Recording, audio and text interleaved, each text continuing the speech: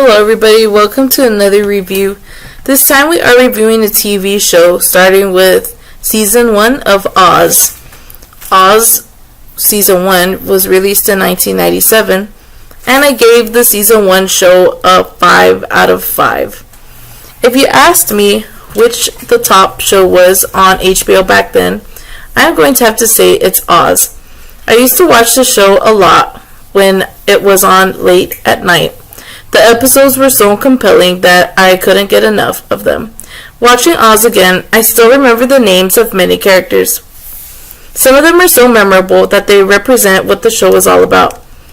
Quite often, it's a hard-hitting show with unexpected results. Many characters die on it. A lot of the content is graphically, sexually, and brutally violent, reinforcing the age-old stereotypes about prison life. Anyway, here's my analysis for some of the episodes. The routine. No matter how far into Oz I reach, John Sayles Dino Ortolani is one of the most memorable characters ever. His violent temper withstanding, he's a likable guy in a certain way. Somebody with a bundle of potential. Too bad that he went down so soon. Visits, conjugal and otherwise. It's probably for the best that Alvarez's baby is deceased. He is going to be a member of the fourth straight generation in his family to spend the rest of his life in prison and have a very high chance of being mentally insane. God's chillin'. The narrator sucks and all he does is say nothing useful and rotate around in a glass cube. They put too much religion in this episode. Capital P. Executions do not occur this fast. It takes years for them to be processed. To your health. Cool, Rick Fox is in Oz. He is a good actor and brings credibility to the table. A game of checkers. Kareem Saeed said that there were reforms after the riot at Attica. That's not true. Man, he is delusional as ever. Riots don't solve problems, but make things worse.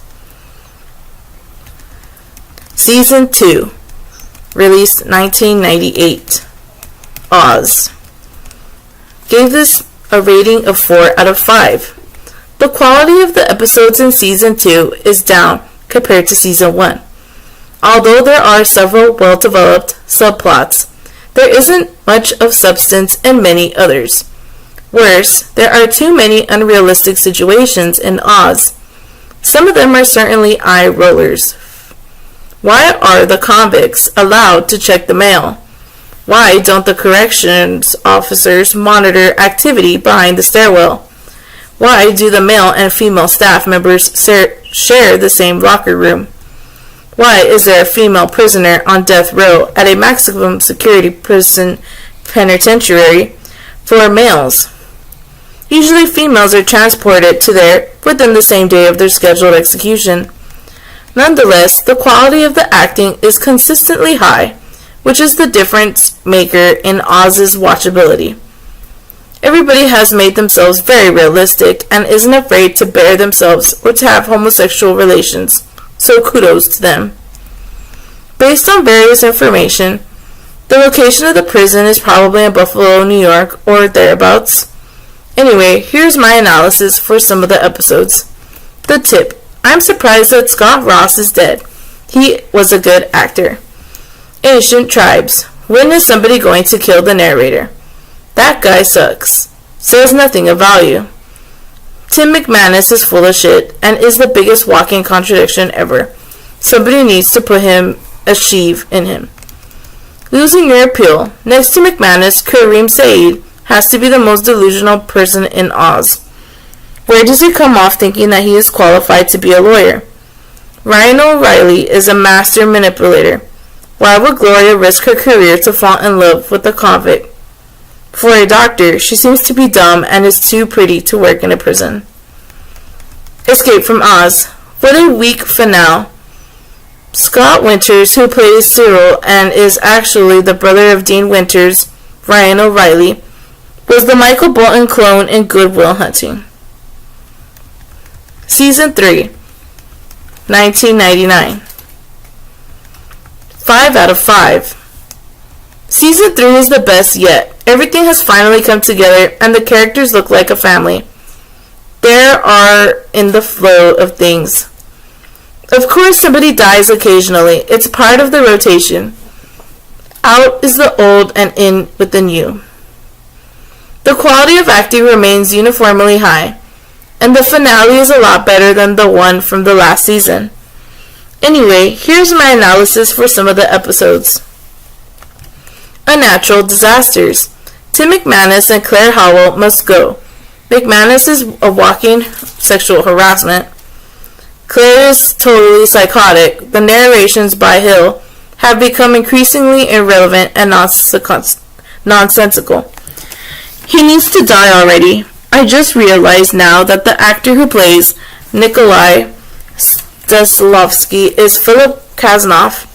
He played Elkanah Brent in the highly popular miniseries North and South, and then he is somebody going to kill Kenny Wrangler. Out old time. Carlo Ricardo is finally dead. Good riddance of that stupid idiot. I am starting to realize that Chuck Zito bears an uncanny resemblance to Sylvester Stallone. In fact, he was his bodyguard. The argument between Leo Glenn and Tim McManus is completely unprofessional. Season 4, 2000-2001. 4 out of 5. There are a lot of ups and downs for Season 4, but the quality of the show remains consistently high. 2 problems.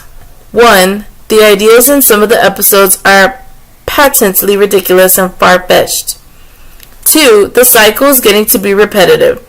Somebody gets dissed, he is killed, the killer is sent to solitary, and serves some time. He comes back to Elm City, and everything is all good again. Anyway, here's my analysis for some of the episodes. The cock and ball story. Kenny Wrangler is finally dead. That took a long time, and a good fucking riddance. The part where Keller is shot in the shoulder is pretty funny. It has a high rewindable factor. Why send Shirley Bellinger back to Oz? Fools, she is going to get pregnant again. Asked to be the Devlin's lieutenant governor, Leo Glenn would make a good politician. Works of mercy. Shirley Bellinger is finally dead. Man, she was utterly pointless. Gray matter. That's not Stephen King, but David Johansen from Car 54. Where are you? You bet your life. The biggest shocker of Oz, Adebisi, is dead. I don't either like or hate him, but I had gotten used to him like a piece of furniture, although he was getting stale. Medium rare. This is the funniest episode of the show. Conversations. Tim McManus and his fucking dinners. It's just his euphemism for sex. Size. The best advice I have for Dr. Nathan is to resign and find another place of employment before things get out of hand, and they will. The Chinese immigration problem may be the most preposterous subplot in Oz's history.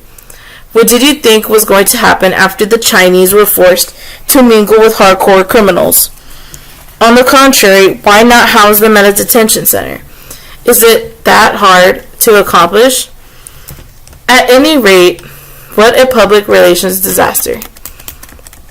Season 5, 2002. 5 out of 5. The acting remains uniformly strong in Season 5.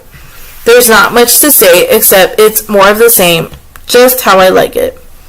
Anyway, here's my analysis for some of the episodes. Dream a Little Dream of Me. Omar White has an IQ of $0.50. Wheel of Fortune. Time for Omar White to die. He is so annoying to put up with, but it's good acting by Michael Wright regardless. Meanwhile, I knew that Saeed was a hypocrite, and I have mentioned this many times already. Also, it's time to let Cyril go. He's just too far gone.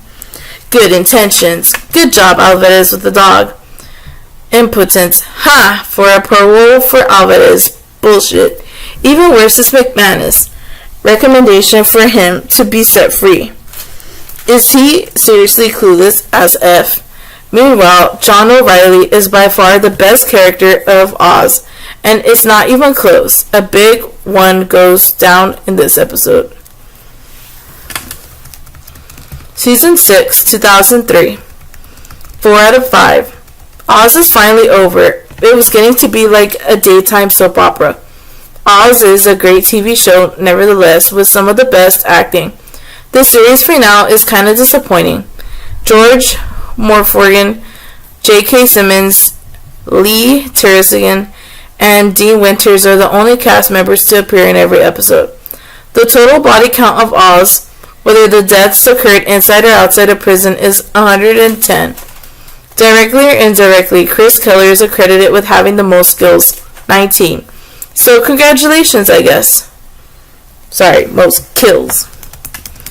So here's my list of most likable characters. Ryan O'Reilly, Dino Ortolani, Tobias Breacher, Leo Glenn, Miguel Alvarez, Bob Ribado, Agamalan Busmali's sister Peter Marie Raimondo, James Devlin, Andrew Schrillinger, Chris Keller, Jefferson Kane, Dr. Gloria Nathan, Enrique Morales, Alonso Torquemada. Here's my list of the least likable characters. Tim McManus, Augustus Hill, Kenny Wrangler, Antonio Napa, Kareem Saeed, Carlo Ricardo, Vernon Schillinger, Diane Whittlesley, Shirley Billinger, Simon Adebisi, Robert Sipple, Omar White, James Robinson, Clayton Hughes, Chucky Pancamo, Timothy Kirk, Claire Howell. Anyway, here's my analysis for some of the episodes. Dead Man Talking. Welcome back, Jefferson Kane. See no evil, hear no evil, smell no evil. A doctor is left alone in the room while with a male prisoner. I have a serious problem with that. Well, kind of obvious, is it? Of course, Hoyt was going to kill Kirk. What a stupid idea the photo shoot is. And not to mention how unethical it is, too. Imagine the victims' feelings. Sonata del Oz. The word prog means prayer, son, fag, which is one sex slave, bitch, etc. Anyways, I didn't see that coming for Kareem Saeed. Forgiveness. When an inmate is set free from prison and it's truly a first-time encounter for him, never, ever stay in contact with former cellmates. That was Breach's fatal mistake. A Day in the Death. Dino Ortolani returns. Robinson is a funny guy, act tough outside, and then break down to cry like a bitch during his so-called therapy sessions. He'll always be known as the neo-Nazi with nigger gums. Junkyard Dogs. Omar is finally dead. I can't say that I'll miss him. I'm sure McManus would pretend to shed a tear or two, but in reality he just doesn't give a F, just like the plant he had thrown in the trash can. What a freaking hypocrite.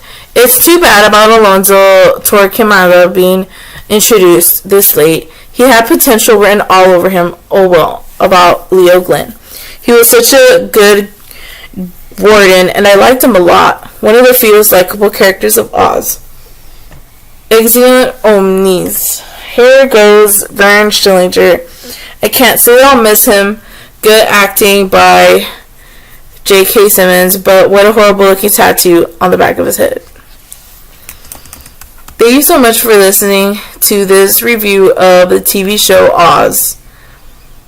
Hopefully you find some information interesting, and hopefully you will agree or disagree with some of the things I had to say about the TV show. Nevertheless, thank you so much for watching, and I hope you check it out for yourself. And please subscribe. Thanks. Bye-bye.